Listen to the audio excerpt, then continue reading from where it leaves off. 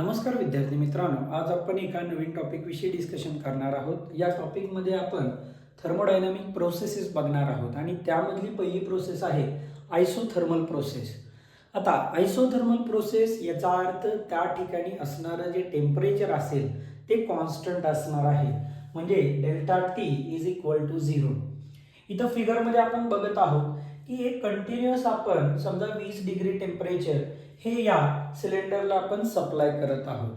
हे temperature supply केल्यामुळं याच्या आतमध्ये असणारे जे गॅसचे मॉलिक्युल्स असतील ते मॉलिक्युल्स हीट होतील आणि त्यामुळं हा जो पिस्टन आहे हा पिस्टन 1 पोझिशन पासून 2 या पोझिशनला जाईल। म्हणजे इथं या ठिकाणी तो पिस्टन मूव्ह झालेला आहे आणि पिस्टन मूव्ह होत आहे याचा अर्थ इथलं व्हॉल्यूम वाढत आहे। व्हॉल्यूम वाढत आहे याचा अर्थ तिथं असणारं जे प्रेशर आहे ते प्रेशर काय झालं, कमी झालं। म्हणजे पहिला प्रेशर P1 होतं आणि त्याच्यानंतरचं प्रेशर जे आहे ते P2 आहे।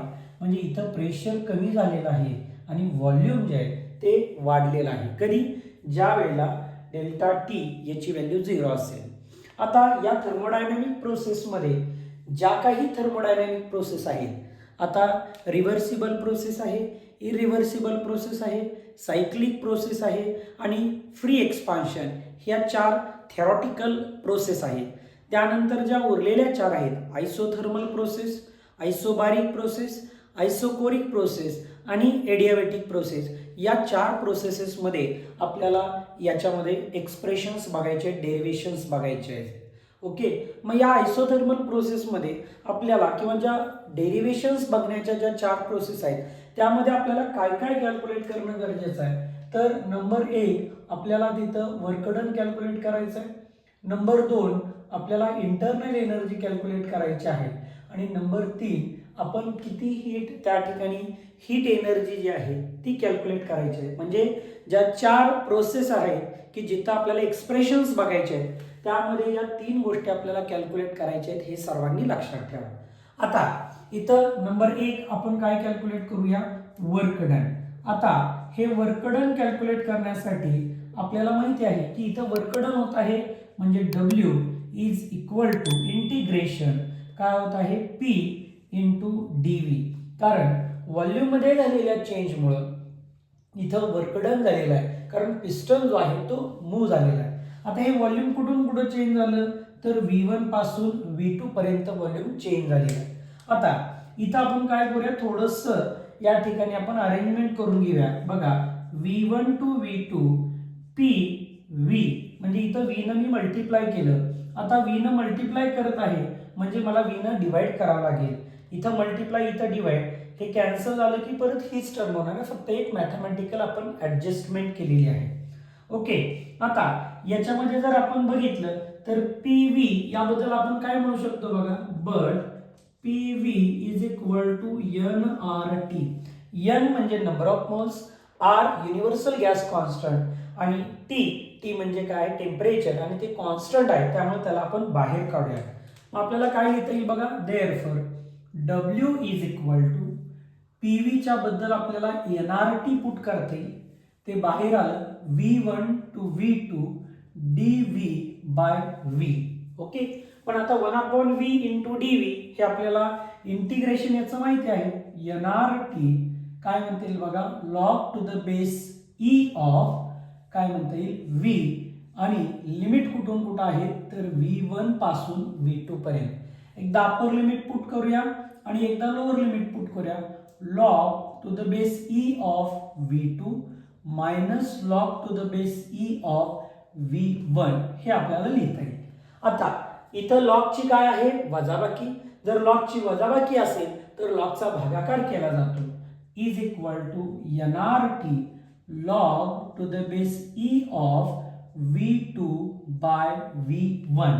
म्हणजे वर्क डन जे आहे ते इथं आपल्याला एवढं भेटलेलं आहे, nRT log to the base E of V2 by V1।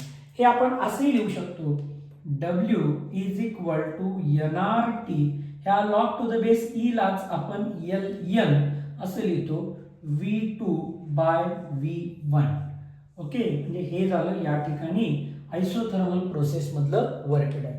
आता नंबर 2 आपल्याला काय कॅल्क्युलेट करायचं आहे, तर इंटरनल एनर्जी. आता इंटरनल एनर्जी कशी कॅल्क्युलेट केली जाते, delta U is equal to N C V delta T या फॉर्म्युलानुसार.